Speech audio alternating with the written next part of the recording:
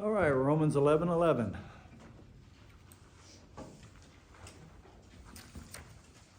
Israel's rejection is not permanent, even though the present status quo continues to exist. I say then,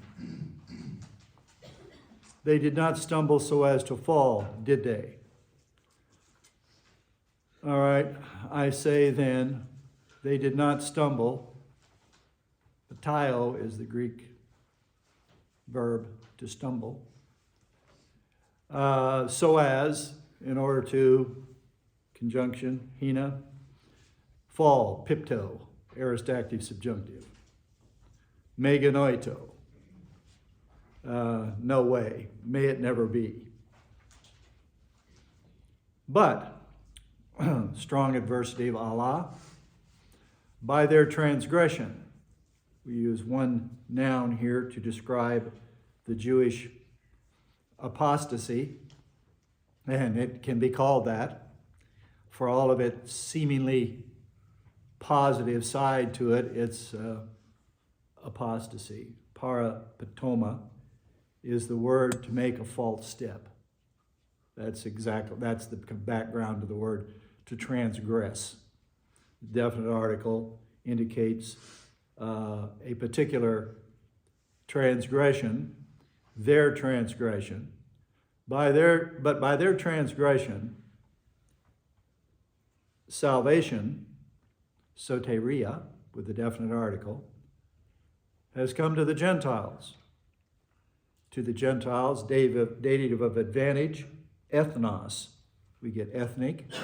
It's translated Gentiles, sometimes nations, or even heathen, has come to the Gentiles to make them, antecedent them, Jews, jealous. Definite article with the aorist active infinitive, parazelao, from the verb to have zeal, and alongside it's the Greek term for jealousy. Now, if their transgression, we come back to the terminology here, if their transgression is riches for the world, plutos, riches for the cosmos, and their failure is riches for the Gentiles, uses a different word instead of transgression, failure, and it only occurs twice, it's unusual. Hetma, their transgression, and their failure is riches. Repeat the word plutos. We get plutarch for a rich person. The rule of the plutocracy, that's a rule of rich men over something. So that's the Greek word for riches or wealth. And their failure is riches for the Gentiles. How much more will their fulfillment be? How much more? How much is the interrogative, or how much more, adverb malam, their fulfillment be? Pleroma, there. So he says that the Jewish failure, and it's monumental, it could hardly be described in worse terms, considering who they are, what their history and heritage is, with regard to the Old Testament and all that history from Abraham forward, and you can blow it that bad? You don't even have salvation right? You don't even have identity of the Messiah right? Ironically, had they accepted him and been right with him, he would have never went to a cross. The Romans weren't out to get him. He hadn't done anything that violated any Roman interest. Just another religious guy out here. So they weren't going around. They were fairly open-minded, let people, as long as they didn't hurt other people, believe what they could believe, do what they were going to do. So, but God, who anticipates all things, everything is anticipated perfectly by God, knew that this would be the setting in which the Messiah would appear to the Jewish people, and you couldn't hardly imagine someone being any more, when it's all said and done, repudiated. And we'll start with laying the blame, starting at the feet of the Jewish leaders. The people at the top, the high priest, the ruling body, with some exceptions, that body of people that ruled over the Jews, rightfully, but they didn't do it correctly. The most important issue, you don't get it right. And it's not like you don't have all this scripture to point out that you're going to repudiate him, for crying out loud. Scream it from the rooftops. Look at this. It says that we esteemed him not. Just borrowing one phrase. We esteemed him not. We turned away from him, as if he was some disfigured human being that causes people to look away. That is how you treated him. It's prophesied, that's how you will treat him. And again, this comes from your renowned prophets, whom you hold up high, but you really don't, because you will not accept what they have to say. And all that we've been saying in the Jewish experience is in their Old Testament. Yes, it's reinforced in the New Testament, but it is in their New Testament.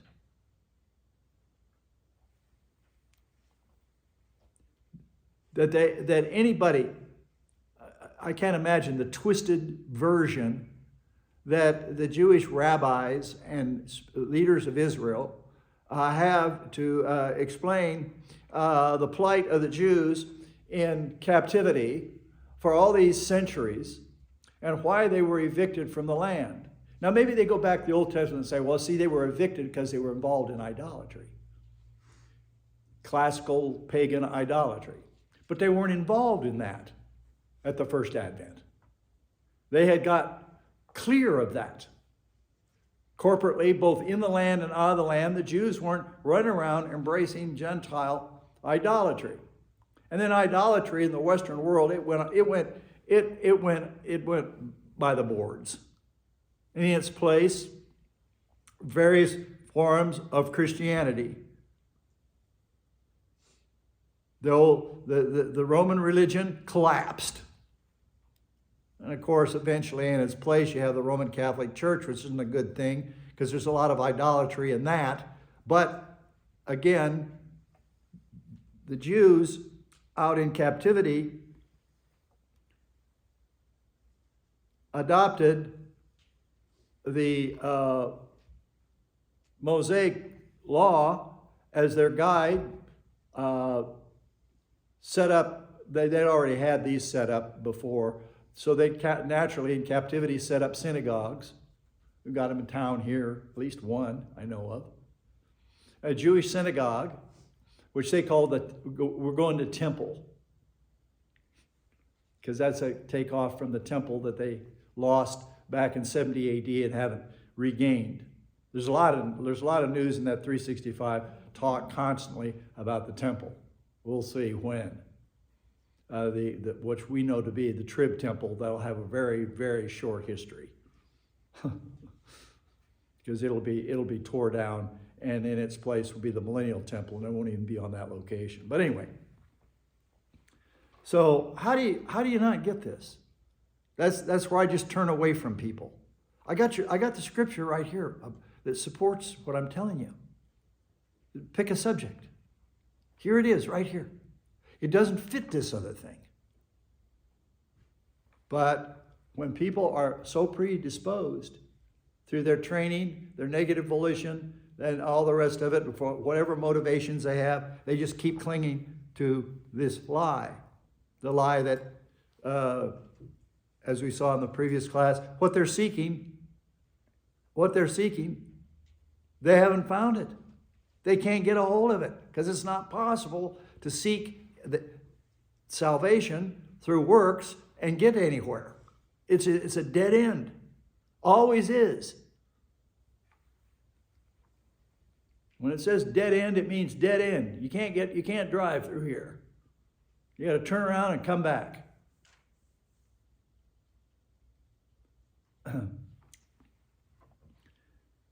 As noted earlier, there are always those Jews, though, however, in spite of the mass defection of their counterparts, they figured it out. Both before and into the church age. We saw that Timothy's grandmother and mother, who are named in that letter, were, in the best sense of the word, godly, believing Jewish women. And that Timothy was influenced positively by those two ladies, his grandmother and his mother. So how'd they figure it out there? They just saw it. They were positive. When you're positive and open-minded, it may take a little bit. There's some hurdles you have to overcome, questions that have to be answered because you were told it was another way or it was completely ignored. Paul always did this when he went into the synagogue and was dealing with Jews. And what better person to deal with Jews than a hardcore Jew whose star was rising in the Jewish ranks before he found Christ? What better person to have go in there and preach Christ from the Old Testament? And usually it blew up on him with a backlash, but there were exceptions of Jews in the early church age said, yeah, that now makes sense. We don't have to go like that when we see those scriptures. We understand it now. All comes into focus. We're out here because our ancestors misbehaved. And we're still out here because we haven't turned back to God in truth. So as long as I go, we're out here. Down the road someday, he's going to start bringing us back. But that's down the road. Paul died before a couple years. Paul checked out a couple years before the 70 AD event. I heard somebody say, the rapture could occur at any time. It could occur, and Paul believed it was going to occur in his day. Then he was a dummy, and he isn't.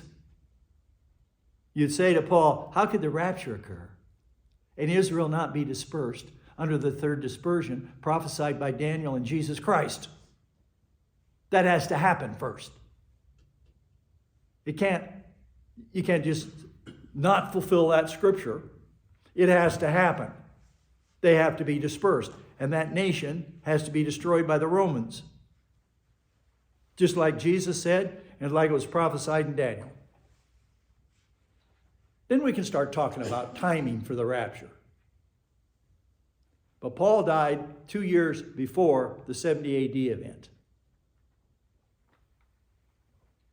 And certainly there were Jews at that time. Well, you got all the apostles were Jewish. Got the early church, a lot of them. And all these Christian Jews in Jerusalem, in Judea, they were believers. They were even graced out and told, when you see the Roman legions, you will know, because there's going to be a lot of Jewish attacks on Romans and fighting and carrying on. And then when you see those legions mounting up, you pack your U-Haul and get out of here. You get out or you will be caught up in this Holocaust. And it's not going to be any fun for anybody because you're going down. So you just get and find you another location in the Roman world to set up shop. So they would have an exit, a way out, so they didn't have to go through the misery of that. because the Romans aren't going to discriminate whether you're a Jewish Christian or a non-Jewish Christian. They're going to brutalize the whole population and lead them off into captivity, as depicted on Titus's arch, with Jews bound and like this, commemorating the Roman victory over them. The preceding discussion was that despite the failure of the mass of Jews, a positive remnant always remains. We use the day of Elijah to illustrate that point. This proves God has not cut off Israel in that most absolute extreme sense. God has not cast off Israel in the extreme, in spite of the failure of the many in regards to the way of salvation. The door is still open. And so we have Christian Jews in the world to this day. The topic in these verses is that God has not cast off his people. For in other words, the temporary setting aside of Israel is not a final situation. It is I don't know what to call it. It's an accommodation. Maybe that's not good. Because dispensationally, there has to be a viable people serving God as believers representing the outside world and the truth. So we're gonna shift this over to the Gentile nations. Any believers out of them qualifies in that as we have found out. The Old Testament prophets said this would happen. That I will make you jealous with a nation that's not a nation. They will serve in your place. And you will be penalized because you're set aside. You're benched, to use an athletic. You're benched because you're not playing by the rules. On the court and outside the court. So sit down. We'll let you know when things change.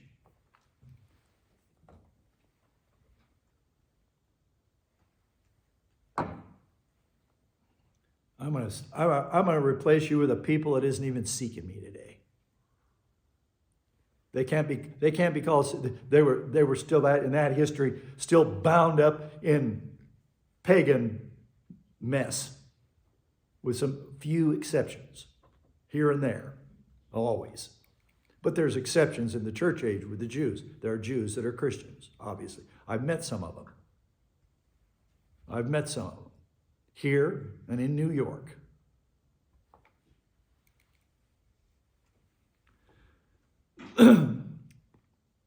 Two considerations support the contention that God has not permanently and in the extreme cast off Israel. A, there is a positive remnant in the church age. Paul is a good example, isn't he? He's the last of the apostles to get plugged into the apostolic roster after Judas remained in unbelief. B, the setting aside is confined to the church age.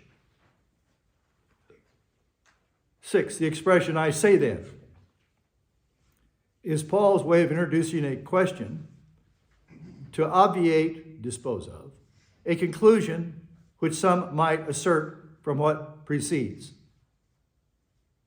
So, 7, Paul denies emphatically that Israel's stumbling is permanent. It's like, here's this extremely sick patient that stumbles along all the way and then all of a sudden gets well. A generation will come on the scene. If you study the Old Testament, you will see these Jews prophesied, who serve the Lord in the worst time of all, the tribulation, and do it magnificently. Are completely committed to Jesus Christ. The nation of Israel will be polarized dramatically. But these Jews who serve the Lord, we'll just deal with the ones in the land and the ones coming to the land. Like all those that are going to, and I got it from the Old Testament, boil out of Babylon, come out of here like crazy. They came here to get away from hardships in other Gentile nations back in the day. And they established themselves in the United States, in the big eastern cities primarily. Well, there's the Jewish quarter in New York, you know, with all the Hasidics and the stuff going on there. They're going to come out of here, and they're going to be proclaiming Jesus and his impending judgment on these United States, and they're going to be very vocal about it. Great is he who judges her. And they're coming back into the land. Those that get in there, then they have the directive will of God to flee the land when they see the desecration of the temple by this image, this talking, breathing image of the Antichrist put in the holy place. They're to go into these places of hiding, where they will be protected and fed and watered for the last half of the trip. They can just sit back. They are not to leave. Don't be lured out. Now, how hard is that? You got a little safe house in the trib. No rockets can reach you. There'll be an invisible divine dome over it, or angels to slap things down. And those in the second half who convert, they're going to fight. And I'll make the weak man among you like David, and I'll make the strong man like God. Now, we just have to wait to see how that works out. When all those armies come in to the Middle East, and then they get a way of escape because the Mount of Olives split. Harbinger of the splitting of the Red Sea, but with no water. Split the mountain, and they can run through it. And these who survive, they will go into the millennium and be the parents of the great Jewish expansion for a thousand years, in which Israel will never, ever defect from God again. It seems to me to indicate in the Old Testament, down to the last person, there will be no exceptions. They will be as committed to God as you can even imagine, and in mass, because they're going to have a lot of children.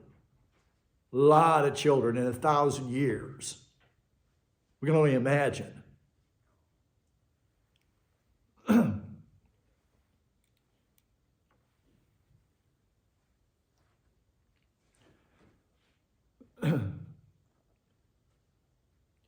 Their transgression is their rejection of their Messiah, Jesus Christ. There is not a worse transgression than to reject the way of salvation. Their transgression, point 13, opened the door for the Gentiles. Gave them an opportunity they would not have otherwise had. Now, Israel as a nation in Old Testament times was to be a light to the nations, the priest nation, because there would be Gentiles out there that would want some answers. Okay? Okay, I'm going to stop here. We're going to do the Lord's table. And so let's everybody get where we need to get.